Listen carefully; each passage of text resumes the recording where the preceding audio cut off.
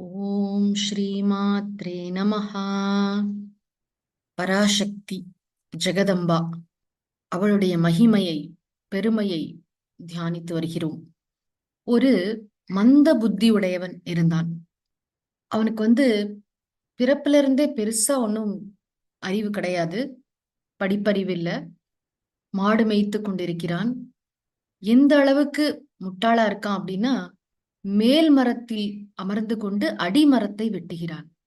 என்னப்பா இது, இந்த மாதிரி யாராவது செய்வாங்களா? மேல உட்காந்துட்டு அடிமரத்தை வெட்டுற அப்படின்னு பார்ப்பவர்கள்லாம் பரிகசிக்க கூடிய அளவுக்கு அறிவிலியாக இருந்த ஒருவன். அதே மாதிரி தொப்புன்னு வெட்டி கீழமும் விழுந்துடுறான். ஆனால் அப்படி மந்த புத்தி படைத்த ஒருவனுக்கு காளி தேவி அருள் புரிந்தால் எப்படி இருக்கும்? அசடனுக்கும் கவி கொடுத்து காளிதாசன் ஆக்குது அப்படின்னு ஒரு பாடல் உண்டு. எந்த ஊரு தேவியோ, எந்த மகா சக்தியோ, எங்கிருந்து பார்க்குதோ நம்மளையும் காக்குது அப்படின்னு ஒரு பாடல். ஆக அப்படி மந்த புத்தி படைத்த ஒருவனை காளிதாசர் ஆக்கியது. காளிதாசர் அப்படின்னு சொன்னா, நம்ம பாரத நாட்டுல அந்த மாதிரி ஒரு கவிகள்ல சிறந்தவர் காளிதாசர்னு சொல்றோம். அவர் ஷியாமளா தண்டகம் அப்படின்னு ஒரு பாடல் எழுதியிருக்காரு. அற்புதமான வரிகள். தேவியை பார்த்து அதுல அவர் சொல்கிறார், நீ அம்மா, நீ கரிய நிறத்தவளாக, மென்மை நிறைந்தவளாக, நிலவை தரித்தவளாக, உன்னுடைய இந்த திருமேனியை தியானிப்பவனுக்கு என்னதான் கூடாது, கை கூடாது. கடல் அப்படிங்கிறது அவன் கழிக்கின்ற குளமாகும். விண்ணுலக நந்தவனம் அவன் விளையாடுகின்ற தோட்டமாகும். பூமியே அவனது அரியணையாகிவிடும். கலைமகளே அவனுக்கு அருள் செய்ய காத்து நிற்பாள். மகாலட்சுமி தானாகவே அவனது பணிப்பெண்ணாகி விடுவாள். இந்த காளிதாசருடைய வார்த்தை. ஆக தேவியின் அருள் பெற்ற ஒருவருக்கு என்னதான் கூடாது? காளிதாசர் அப்படின்னு சொன்னா அதி ஆச்சரியமான அற்புதமான காவியங்களை நமக்கு படைத்து கொடுத்தவர். முக்கியமாக எப்படி அவர் அப்படி ஆனார்? காளியின் அருளால். ஆக அந்த மகாகாளி ஸ்வரூபிணியா இருக்கக்கூடிய அவளைத்தான் பிரம்மதேவர் வழிபடுகிறார். நம்ம பார்த்தோம், மது கைட்டபவர்கள் என்ற 2 அசுரர்கள் பிரம்மதேவரை அச்சுறுத்துகின்றனர். அவர்களை எப்படி சம்ஹாரம் செய்வது? மகாவிஷ்ணு யோக நித்ரையில் ஆழ்ந்திருக்கிறார். மகாவிஷ்ணுதான் அவர்களை கொல்ல வேண்டும். மகாவிஷ்ணுவை எப்படி எழுப்புவது? அதுக்கு முதல்ல தேவியினுடைய அருளை நாடுகிறார். தேவி கிட்ட போய் பிரார்த்தனை செய்கிறார். என்ன கேட்கிறார் அப்படின்னா, ரொம்ப அழகான ஸ்துதி, ஸ்தோத்திரம், ஸ்துதி அப்படின்னு சொன்னா பிரம்மதேவரே செய்கின்ற ஸ்துதி. இப்ப நம்ம காளிதாசா செய்த ஸ்துதியை பார்த்தோம். ஆதிசங்கரர் ஸ்துதி செய்கிறார். சௌந்தர லஹரி அது போன்ற ஸ்லோகங்கள்ல எல்லா மகாத்மாக்களும், மூக்கர், யார்தான் அந்த தேவியை ஸ்துதி பண்ணல, எல்லாரும் போற்றி வணங்கி அப்படி அவளுடைய மகிமையை, எல்லையற்ற மகிமையை வார்த்தைகளால் சொல்வதற்கு முயற்சிக்கிறார்கள். அந்த சொற்களையும் தாண்டி இருக்கிறது அவளுடைய மகிமை, அவளுடைய சிறப்பு. அப்போ பிரம்மதேவர் படைப்பு கடவுள், நான்முகன்னு சொல்றோமே, அவர் அந்த தேவியை எப்படி ஸ்துதிக்கிறார் தெரியுமா? முதல்ல எடுத்த உடனே துவம் ஸ்வாஹா அப்படின்னு சொல்கிறார். ஸ்வாஹா அப்படின்னா என்ன? இந்த வேள்விகள்லாம் செய்யும் பொழுது ஸ்வாஹா என்ற மந்திரம் சொல்லுவோம் இல்லையா? அந்த ஸ்வாஹா என்ற மந்திரமாக நீ இருக்கிறாய். ஸ்வதா, ஸ்வதா என்பது முன்னோர்களை மகிழ்விக்கக்கூடிய அந்த கர்மங்கள், அதுல சொல்லக்கூடிய ஒரு மந்திரம், ஒரு வார்த்தை. நீதான் ஸ்வாஹா மந்திரமாக இருக்கிறாய், நீதான் ஸ்வதாவாக இருக்கிறாய். துவம்ஹி வஷட்கார ஸ்வராத்மிகா, நீதான் அந்த வஷட்டு, அந்த மந்திரமாகவும் இருக்கிறாய். ஸ்வராத்மிகா, ஸ்வராத்மிகான்னு சொன்னா எழுத்துக்களோட வடிவம், சிந்தனைக்கு ஆதாரமான அந்த எழுத்து இருக்கு இல்லையா, ஒரு எழுத்தோடைய வடிவம். ஸ்வரம்னு சொன்னா அந்த எழுத்துகள், அந்த வடிவமாக இருக்கிறாய். இது மட்டும் இல்லை, நீ எப்படிப்பட்டவள் தெரியுமா? சுதா. சுதாங்கிற வார்த்தையை நம்ம தியானம் செய்யலாம். சுதானா அமிர்தம்னு அர்த்தம். அமிர்தமயமானவளே, மரணம் இல்லாதவளே, எப்படி ஸ்துதி பண்ணுகிறார் பாருங்க. பிரம்மதேவன் சொல்கிறார், நீ எப்படி இருக்கிறாய்? துவம் த்ரிதா மாத்ராத்மிகா ஸ்திதா, 3 விதமாக உச்சரிக்கப்படும் வேத வடிவினள். வேதங்களை இப்படி இப்படி உச்சரிக்கணும் கிரமங்கள்லாம் இருக்கு இல்லையா? நீ வேத வடிவமாக இருக்கிறாய். வேதம் அப்படின்னு சொல்லும் போது அதுவும் தேவி. நாம் உச்சரிக்கின்ற மந்திரங்கள் எல்லாம் தேவி. அந்த பாவனை, இந்த உயர்ந்த ஒரு உலகத்துல வந்து எல்லாமே கடவுள் தான் அப்படின்னு சொல்றது ஒண்ணு. ஒன்னொன்றாக எடுத்து தேவி இது நீ அல்லவா, அம்மா இது நீ அல்லவா, அம்மா இதுவும் நீதானே, அம்மா இதுவும் நீதானே அப்படின்னு பார்க்கின்ற அந்த மனம் அப்படி பார்க்கிறார். அதுக்கப்புறம் மேல சொல்கிறார், அம்மா துவமேவ சந்தியா.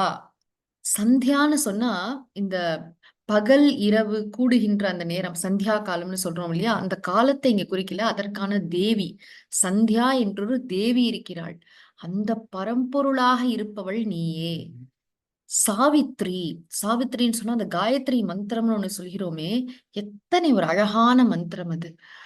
அது வந்து சாவித்ரி மந்திரத்தை தான் காயத்ரின்னு சொல்கிறோம் நம்ம. அது காயத்ரி சந்தஸ்ல அமைந்திருக்கிறது. யார் நம்முடைய அறிவை அறவழியில் தூண்டுகிறாரோ அந்த பரம்பொருளின் மேலான ஒளியை தியானிப்போமாக. பாரதியார் அப்படியே இந்த காயத்ரி மந்திரத்தை தமிழ்ல ஆக்கம் செய்திருக்கிறார். செங்கதிர் தேவன் சிறந்த ஒளியினை தேர்கின்றோம், அவன் எங்கள் அறிவினை தூண்டி நடத்துக அப்படின்னு சொல்றார். அந்த காயத்ரி மந்திரமும் நீதான், அந்த சாவித்ரி தேவியும் நீதான், அந்த சந்தியா தேவியும் நீதான். அது மட்டுமல்ல, துவம் தேவி ஜனனி பரா, பராஜனனி மேலான அன்னை, அன்னையருக்கெல்லாம் அன்னை நீதான் அம்மா, அத்தனை பேருக்கும் அம்மா. எப்படி அம்மான்னு சொல்றாரு பாருங்க. துவயா ஏதத் விஸ்வம் தாரியத்தே. இந்த உலகத்தை தாங்குவது யார்? தாங்குவதுன்னு சொன்னா இந்த உலகம் இயங்கி கொண்டிருக்கிறது இல்லையா, நம்மால இயங்குகிறது. எப்பேற்பட்ட ஒரு காலம் இடம், அந்த மேட்ரிக்ஸ்ல எப்படி அழகாக வைச்சித்ரிய சித்ரீகிருதம் என்று சொல்வார். மாயா கல்பித தேச கால கலனா வைச்சித்ரிய சித்ரீகிருதம் அப்படின்னு தக்ஷணாமூர்த்தி ஸ்தோத்திரத்துல ஆதிசங்கரர் சொல்கிறார். அதாவது இந்த காலம் இடம் இதை வைத்து பின்னி ஒரு அழகான பிரபஞ்சம் அப்படி வந்து வெளிப்பட்டிருக்கே, இதை தாங்குவது யார்? தாங்குவது யாருன்னா இது அப்படியே இயற்கை நியதினு சொல்றோமே, இதற்கு பின்னால் ஒரு ஆளும் சக்தியாக அந்த கோள்கள்லாம் பயணிக்கின்ற பாதையை பாக்குறோமே, அது எப்படி ஆச்சரியமா இருக்கு. அதுல லேசா ஒண்ணு அப்படி பாதை பிழன்றால் கூட இயக்கமே நின்றுவிடும். எல்லாம் மிக அழகாக இந்த பிரபஞ்சம் இயங்கிக் கொண்டிருக்கிறது அல்லவா. அதற்கு வந்து ஆதாரமாக இருப்பவள். ஏதது விஸ்வம் துவயா தாரியத்தே. அது மட்டும் இல்ல, இதை தோற்றுவிச்சது யாரு? யாரு இதை வந்து அப்படி வெளியில பிரசவித்தது யார்? இதை வெளிக்கொண்டு வந்தது யார் அப்படின்னு பார்த்தா, ஏதத் விஸ்வம் ஏதத் ஜெகத் துவயா சிருஜ்யத்தே. உன்னால் பிறப்பிக்கப்பட்டுள்ளது, தோற்றுவிக்கப்பட்டுள்ள உலகம். அது மட்டும் இல்ல, துவயா ஏதத் பால்யத்தே. இந்த உலகத்தை தாங்குபவளும் நீ, இந்த உலகை தோற்றுவிப்பவளும் நீ. அது மட்டுமல்ல, உணவளித்து வளர்த்து காப்பவள், இதை பரிபாலிப்பவளும் நீயே. கடைசியில ரொம்ப முக்கியமா ஒரு விஷயம் சொல்றார். தேவி துவம் சர்வதா அந்தே அத்சி. அத்சின்னு சொன்னா விழுங்குகிறாய். இந்த உலகம் எங்கு சென்று ஒடுங்குகிறது? உனக்குள் ஒடுங்குகிறது. ரொம்ப முக்கியமான விஷயம். அவள்தான் இந்த உலகத்தை தோற்றுவிக்கிறாள், அவள்தான் தாங்குகிறாள், அவள்தான் உணவளித்து பாதுகாத்து பாலிக்கிறாள், முடிவில் அவளே விழுங்குகிறாள். பகவான் ஸ்ரீராமகிருஷ்ணருக்கு ஒரு காட்சி கிடைத்ததாக சொல்வார்கள். அதாவது கங்கையிலேந்து ஒரு தேவி நிறைமாத கர்ப்பிணியா வந்தாளாம். வந்து குழந்தையை ஈன்றாள், குழந்தைக்கு பால் கொடுத்தா, அதை பார்த்துக்கிட்டா. அதுக்கப்புறம் குழந்தைய அவளே விழுங்கிட்டாளாம். இதே தத்துவம் இந்த தேவி மகாத்மியத்துல சொல்லப்பட்டிருக்கிற இதே தத்துவம் பகவான் ஸ்ரீராமகிருஷ்ணருக்கு ஒரு இறை காட்சியாக கிடைத்திருக்கிறது. என்ன அர்த்தம்னா, இந்த உலகின் தோற்றம் இருப்பு ஒடுக்கம் எல்லாவற்றுக்கும் ஆதாரம் அந்த தேவி, அந்த அம்பாள், அந்த பராசக்தி. இப்படி ஸ்துதி பண்றார் பிரம்மதேவன் வந்து. இப்படி சொல்கிறார், அவள் எப்படி வந்து இந்த உலகத்தை பாதுகாக்கிறாள், இந்த உலகத்தை எப்படி பாக்குறா அப்படிங்கிறதுக்கு ஒரு அழகான உவமை. அதாவது இந்த உவமை சொல்றது அப்படிங்கிறது ரொம்ப கவிகளுக்கு தான் வரும். அது வந்து வெறும் கவிதை சக்தி மட்டும் இருந்தா போறாது, அதுக்கு பின்னாடி தேவியுடைய அருள் இருந்தாதானே கவிதா சக்தியே வரும். ஒருத்தர் நல்லா எழுதுறாங்க அப்படின்னு சொன்னா என்ன அர்த்தம்? எந்த கலை யாரிடமிருந்து வெளிப்பட்டாலும் அது அத்தனைக்கும் பின்னால இருக்கக்கூடிய சக்தி ஆற்றல் வந்து தேவி தானே. ஆதிசங்கரர் சொல்கிறார், நீ எப்படி தெரியுமா இந்த உலகத்தை பாதுகாக்கிற? நீ வந்து இந்த சூரியன் சந்திரன் அது ரெண்டும் தேவியினுடைய ஸ்தனங்களாம். சசிமிகிர வக்ஷோருக யுகம் அப்படின்னு ஒரு இடத்துல சொல்வார். சூரியனும் சந்திரனும் தேவியினுடைய ஸ்தனங்கள். குழந்தைங்கள்லாம் ஸ்தனங்கள்ல தானே பால் குடிக்கும். அப்ப இந்த உலகத்தை பரிபாலிக்கின்ற இரண்டு ஆற்றல்கள் சூரியனும் சந்திரனும். சூரிய ஒளி இல்லைன்னா உலகத்துல இயக்கம் நடக்குமா? உலகம் இயங்குமா? அந்த சூரிய ஒளி, இன்னைக்கு விட்டமின் டின்னு சொல்றோமே, அது மட்டும் இல்ல, பொதுவா ஒவ்வொரு சின்ன சின்ன சின்ன சின்ன உயிரும் வாழ்வதற்கு சூரிய ஒளி எவ்வளவு முக்கியம். அதே போன்று சந்திர ஒளி. சில பயிர்கள் சந்திர ஒளியில தான் வளரும். அது சூரியனும் சந்திரனும் எப்படி இந்த இயற்கையை காக்கிறதோ, நம்ம உணவு சாப்பிடுறோம். அந்த உணவு எப்படி அந்த உணவு உற்பத்தி ஆவதற்கு முக்கியமான காரணம் சூரியன் அல்லவா? ஒரு பயிர் விளையறதுக்கு சூரியன் வேணுமே. ஆக சூரியனும் சந்திரனும் தான் அவளுடைய வக்ஷஸ்தலங்கள். நினைச்சு பார்த்தாலே எப்படி இருக்குல்ல, அவளுடைய ஸ்தனங்கள், தேவியினுடைய ஸ்தனங்களாக விளங்குகின்றன சூரியனும் சந்திரனும். அப்படி பரிபாலித்து கடைசியில் என்ன பண்றா? முழுங்கிடுறா. அப்படியே சம்ஹாரம் செய்து விடுவாள். சம்ஹாரம்னா ஒடுக்கி விடுவாள், தனக்குள்ள அப்படியே இழுத்துட்டு விடுறாளாம். இது ஏன் அப்படின்லாம் கேள்வி கேட்கக்கூடாது. இது இப்படிதான் இருக்கு அப்படின்னு பார்க்கணும். தேவி இப்படி உலகமாகிய நாடகத்தை லீலையாக நடத்துகிறாள். அவளே தோற்றுவிக்கிறாள், அவளே தாங்குகிறாள், அவளே உணவளித்து காப்பாற்றுகிறாள், முடிவில் அவளே விழுங்குகிறாள். அப்படிப்பட்ட தேவியாகிய உனக்கு நமஸ்காரம். அதுக்கப்புறம் சொல்கிறார், எப்படி தெரியுமா? நீ யாருமா? நீ உன்னை பத்தி உன்னுடைய ஸ்வரூபம் என்ன அப்படின்னா, துவம் ஸ்ரீஹி, நீ மகாலட்சுமி தாயாராக இருக்கிறாய். மகாலட்சுமிய நீதான். துவம் ஈஸ்வரி, ஈஸ்வர சக்தினா என்ன? சதாசிவனுடைய பதிவிரத்தை, அந்த அம்மாவா நீதான் இருக்க. அதுக்கப்புறம் துவம் ஹ்ரீஹி, ஹ்ரீஹின்னு சொன்னா உலகம் அனைத்திலும் இயங்கக்கூடிய பிராணசக்தியாக இருக்கிறாய். துவம் போத லக்ஷணா, எனக்கு புத்தி இருக்கு, புத்தி இருக்குன்னு ஒண்ணு நினைக்கிறோமே, புத்தி என்பது நம்முடைய மனசுக்கு தான் உறுதிப்படுத்தும் பொழுது அதற்கு புத்தி என்று பெயர். நிச்சயாத்மிகா புத்திஹி, இதுவா அதுவா அப்படின்னு ஆராய்ச்சி செய்வது மனம். இல்ல இதுதான் பண்ண போறேன் அப்படின்னு டிட்டர்மினேஷன், அந்த உறுதி செய்கிறோம் இல்லையா, அந்த எண்ணத்திற்கு, அந்த விருத்திக்கு புத்தின்னு பேரு. எனக்குள்ள புத்தியாக இருப்பவளும் நீதான், பிராணசக்தியாக இருப்பவளும் நீதான். என்னுடைய உடல்ல மட்டுமில்லை, இந்த உலகம் முழுக்க பிராணன் என்று ஒரு சக்தி இயங்குகிறதே, எல்லா உயிர்களுக்குள்ளும் அந்த பிராணசக்தியும் நீதான், உறுதிப்படுத்துகின்ற புத்தியும் நீதான். அதுக்கப்புறம் புஷ்டிகி, புஷ்டிகின்னு சொன்னா எல்லாத்தையும் வளர்க்கின்ற சக்தி, போஷணம் செய்கிறது. இப்போ ஒரு குழந்தை இருக்கு, அது பாட்டுக்கு வளர அப்படி சொல்ல முடியாது. அம்மா போஷிக்கிறாள், நரிஷ்மெண்ட். குழந்தைக்கு சாதாரண ஏதோ ஒரு உணவு போட்டா போதாது. அது நல்லா நல்ல சக்தி இருக்கணும். அந்த குழந்தைக்கு கீரையெல்லாம் கொடுக்கணும். நல்ல சத்தான ஆகாரம் கொடுக்கணும். நல்ல சத்து மாவு கஞ்சி கொடுக்கணும். அம்மா அப்படித்தானே யோசிப்பா. அம்மா பார்த்து அந்த குழந்தையோட நரிஷ்மெண்ட், அந்த குழந்தையோடைய கொஞ்சம் அது வலிமை குறைந்தாலோ இழைச்சு போனாலோ முதல்ல கவலைப்படுறது அம்மா தான்.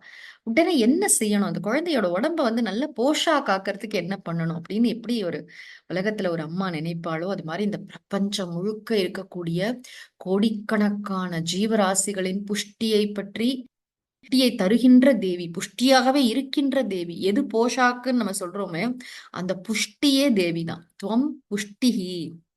அப்புறம் இன்னொரு அழகான வார்த்தை தான், அதை ஸ்துதி பண்ணா கூட இப்படி ஸ்துதி பண்ணணும். உலகத்துல இருக்கிற எல்லா சக்திகளையும், அதாவது மகாலட்சுமி நீதான் அதெல்லாம் சொல்லிட்டு, அருமையான குணங்கள், பண்புகள், மனிதர்களிடம் இருக்க வேண்டிய பண்புகள், அதெல்லாம் கூட தேவிதான். இந்த ஐடென்டிஃபை பண்றது, இந்த அப்ரிஷியேட் பண்றது. இங்க என்ன சொல்கிறார்? லஜ்ஜா, நீ லஜ்ஜையாக இருக்கிறாய். வெட்கம், நாணம். என்ன வெட்கம் அப்படின்னா, பொதுவா பெண்களுக்கு வெட்கம் இருக்கும், அதெல்லாம் சொல்லுவோம். இல்ல, இங்க என்ன சொல்றோம்னா, தீமையை விலக்கி நலத்தை நாடும் நாணமாக இருக்கிறாய். இந்த நாணம்ங்கிறது ரொம்ப உயர்ந்த ஒரு பண்பு. என்ன நாணம்னா, நாணுடைமை அப்படின்னே ஒரு அதிகாரம் இருக்கு திருக்குறள்ல. அதாவது சில விஷயத்தை பத்தி கேள்விப்பட்டாலே ச்சே, அதெல்லாம் நம்ம செய்யக்கூடாது, நினைக்க கூட கூடாது அப்படின்னு நினைக்கிறோம்ல. தீமையை விட்டு விலக வேண்டும் என்கின்ற அந்த எண்ணம், அந்த துடிப்புக்கு தான் லஜ்ஜான்னு பேரு. லஜ்ஜானா என்ன? மறைத்து கொண்டு ஒரு இதுல இருக்கு. அது ரொம்ப ஒரு அழகான பண்பு. லஜ்ஜா பட்டாவிருத்தே நித்யம் சாரதே அப்படின்னு அம்மா, சாரதா அம்மாவை பத்தி சொல்றோம். அந்த நாணம் என்ற அந்த வீல், அந்த ஒரு இது, அத ஒரு கவர், அதனால அப்படியே அந்த மறைப்பால் மறைக்கப்பட்டவளாக நீ இருக்கிறாய் அம்மா. லஜ்ஜா பட்டாவிருத்தே நித்யம் சாரதே ஞானதாயினின்னு பாடுறோமே. லஜ்ஜா, அப்புறம் நீ எப்படி இருக்கேன்னா துஷ்டிஹி. துஷ்டிஹினா துஷ்டிஹில ஃபர்ஸ்ட் தா. துஷ்டிஹின்னு சொன்னா நிறைவு, மகிழ்ச்சி, திருப்தி, நிறைவு வடிவம். நம்ம மனசுல நிறைவு அப்படின்னு ஒண்ணு இருந்ததுன்னா அந்த நிறைவு வந்து தேவி. தெரிஞ்சுக்கணும், நம்ம மனசுக்குள்ள வந்து நாணமாக, அதாவது தீமையை விலக்கி நலத்தை நாடுகின்ற நாணமாக தேவி இருக்கிறாள். நம் மனசுல வந்து புஷ்டியாக எல்லாவற்றையும் வளர்க்கின்ற சக்தியாக தேவி இருக்கிறாள். துஷ்டியாக, துஷ்டின்னு சொன்னா நிறைவு, ஒரு திருப்தி, அந்த மகிழ்ச்சி, ஒரு அந்த கண்டென்மெண்ட்னு சொல்றோமே அது தேவி. அப்புறம் சாந்தி, சாந்தின்னு சொன்னா அமைதி. இது தேவி மகாத்மியம் முழுக்க நிறைய இடங்கள்ல இந்த பண்புகளை குறிப்பா நம்ம பார்க்கலாம். அப்புறம் க்ஷாந்தி, க்ஷாந்தின்னு சொன்னா பொறுமை. வாழ்க்கைக்கு எவ்வளவு தேவையான விஷயம். ஒரு நிமிஷம் யோசிச்சு பார்க்கலாம், நம்ம மனசுல வந்து இந்த புத்தி நன்றாக இயங்கிக் கொண்டு நல்ல ஒரு புஷ்டி, அப்புறம் இந்த லஜ்ஜா, துஷ்டிகி, துஷ்டிகினா நிறைவு, அப்புறம் அமைதி, அதுக்கப்புறம் பொறுமை, இதெல்லாம் இந்த அருங்குணங்கள் ஓங்கினா நம்ம மனசு எப்படி இருக்கும்ல. அப்ப நம்ம இந்த மனசுல வந்து பொறுமை இருக்கிறது, அமைதி இருக்கிறது, ஆனந்தம் இருக்கிறது, திருப்தி இருக்கிறது, புஷ்டி இருக்கிறது. ஒரு மாதிரி ஒரு நரிஷ்டா ஃபீல் பண்றோம் எண்ணங்கள் அளவுல கூட. இது வந்து பிசிக்கல் நரிஷ்மெண்ட் மட்டும் இல்ல, சத்தான ஆகாரம் சாப்பிட்டு உடல் சார்ந்த விஷயம் மட்டுமல்ல, உயிருக்கு என்ன செய்து கொண்டோம், நம்முடைய மனசுக்கு நம்ம எப்படி தீனி போடுறோம், மனசுக்கு எப்படிப்பட்ட எண்ணங்களை நம்ம மனசுல ஆரோக்கியமான எண்ணங்களை வச்சிருக்கோமா. ஏன்னா பார்த்து பார்த்து சாப்பிடுறோம். அதே மாதிரி நல்ல இந்த மாதிரி எண்ணங்கள் எண்ணங்கள் அளவுல நல்ல போஷாக்கா ஹெல்த்தி மைண்ட், அது வந்து அம்பாளாம். நம்ம கிட்ட வந்து ஹெல்த்தி மைண்ட் இருக்குன்னு சொன்னா அம்பாள் நமக்குள் நன்றாக வெளிப்படுகிறாள் என்று அர்த்தம். இதெல்லாம் நீதாம்மா. எப்படி வந்து அம்பாளை ஸ்துதி பண்ணுகிறார் வந்து, இது வந்து பிரம்மதேவர் செய்கின்ற ஸ்துதியில நம்ம இப்ப 2 ஸ்லோகம் தான் பார்த்திருக்கோம். இந்த மாதிரி அத்தி அற்புதமான ஒரு ஸ்துதியை பிரம்மதேவன் செய்கிறார். செஞ்சு முடிச்சதுக்கு அப்புறம் என்னாச்சு அப்படின்னு பார்த்தா, தேவி விழிப்புற்றாள். அந்த யோக நித்ரையா வடிவமா அவர் தூக்கத்துல ஆழ்த்தினது தேவி தானே. இப்ப வந்து மகாவிஷ்ணு அரித்துயில் கொண்டிருக்கிறார், அவர் யோக நித்ரையில் இருக்கிறார்னா அதற்கு காரணம் தேவி. அவ என்ன செய்யறானா, மகாவிஷ்ணுவை விட்டு வெளியேறியவுடன் மகாவிஷ்ணு விழித்துக் கொள்கிறார். விழித்து கொண்டு இந்த தேவியினுடைய அருளால் அந்த மகாவிஷ்ணு என்ன செய்கிறார்னா மது கைட்டபர்களோடு போர் செய்கிறார். ரொம்ப ஆச்சரியமா இருக்கு இந்த தேவி மகாத்மியத்தை பார்த்தா. எடுத்து அப்படி ஒரு நிமிஷம் காலி பண்ணார் அப்படி இல்ல, 5000 ஆண்டுகள் தன்னுடைய புஜங்களால அந்த அசுரர்களோட சண்டை போட்டாராம், போர் செய்தார். அப்படி ஒரு ஆச்சரியமா 5000 வருடம் போர் செய்த பிறகு, இதுதான் ஆணவம் அப்படின்னு சொல்றது. போர் செய்யறது யார்கிட்ட, மகாவிஷ்ணுட்ட. அவரும் ஒரு லீலையாக விளையாட்டாக பண்ணிட்டு இருக்காரு. அந்த மது கைட்டபவர்களுக்கு எவ்வளவு ஆணவம் இருந்தால் அவர்கள் என்ன தெரியுமா கேக்குறாங்க, மகாவிஷ்ணுட்ட அப்படியே 2 பேரும் களைச்சு போயாச்சு. மது கைட்டபவர்கள் களைச்சு போயிட்டாங்க. மகாவிஷ்ணுட்ட உனக்கு ஏதாவது வரம் வேணுமா, யார்கிட்ட, மகாவிஷ்ணு கிட்ட கேக்குறாங்க. உங்களுக்கு ஏதாவது வரம் வேணுமா கேளு, நான் தரோம் அப்படிங்கிறாங்க. அப்போ இதுதானே சான்ஸ். அப்ப மகாவிஷ்ணு சொல்கிறார், என்னால் நீங்கள் கொல்லப்பட வேண்டும், இதுவே நான் வேண்டும் வரமாகும். அப்படின்னு சொன்ன உடனே அவ்வளவுதான், வஞ்சிக்கப்பட்டோம் அப்படின்னு தெரிஞ்சிருச்சு. அதுக்கப்புறம் வந்து ஜலம் இல்லாத இடத்துல எங்களை கொல்லணும், எங்க பார்த்தாலும் தண்ணியா இருக்கு அப்படின்னு உடனே அதுக்கு என்ன அப்படின்னு சொல்லிட்டு சங்கு சக்கரதாரியா இருக்கார் அவர் பகவான். என்ன செய்யறார், அவருடைய தலைகளை வந்து தன்னோட தொடையில அப்படி வச்சு 2 பேரையும் முடிச்சுடுறார். 2 பேரையும் சம்ஹாரம் செய்கிறார். நாம் முன்பே பார்த்தோம், மது கைட்டபவர்கள் எதன் உருவகம், விருப்பு வெறுப்பு, நம்மிடம் உள்ள ஆசை கோபம், இது போன்ற ராகத்வேஷம், இந்த ராகத்வேஷத்தை மகாவிஷ்ணு சம்ஹாரம் செய்கிறார் என்று இந்த ஆச்சரியமா தேவி மகாத்மியத்துடைய அந்த முதல் அத்தியாயத்துல மது கைட்டபவதம், யாருடைய அருளால், தேவியின் அருளால். தேவியை பிரம்மதேவன் எத்தனை அழகாக ஸ்துதி செய்தார். ஆக இன்றைய விரதம், இன்று நாம் என்ன எண்ணம் கொள்ள வேண்டும் என்றால், என்னுடைய மனதில் அம்மா அமைதி வடிவமாக, பொறுமை வடிவமாக, நிறைவு வடிவமாக நீயே குடியிருக்கிறாய் என்பதை நான் நினைவில் கொண்டிருப்பேன். இன்று முழுவதும் நான் பொறுமையாக இருப்பேன். நான் எவரிடமும் கோபப்படாமல் இருப்பேன். அதாவது மலர்கள் எடுத்து அம்பிகைக்கு அர்ச்சனை பண்றோம், இதுவும் ஒரு உயர்ந்த மலர் தான். இந்த ஒரு பண்பு இருக்கிறது இல்லையா, இந்த ஒரு விரதம், இன்று முழுவதும் நான் கோபப்படாமல் உணர்ச்சி வசப்படாமல் இருப்பேன், பொறுமையாக இருப்பேன். ஏனென்றால் நீ பொறுமை வடிவனலாக இருக்கிறாய், எனக்குள் க்ஷமாவாக நீ எழுந்தருள்வாயாக.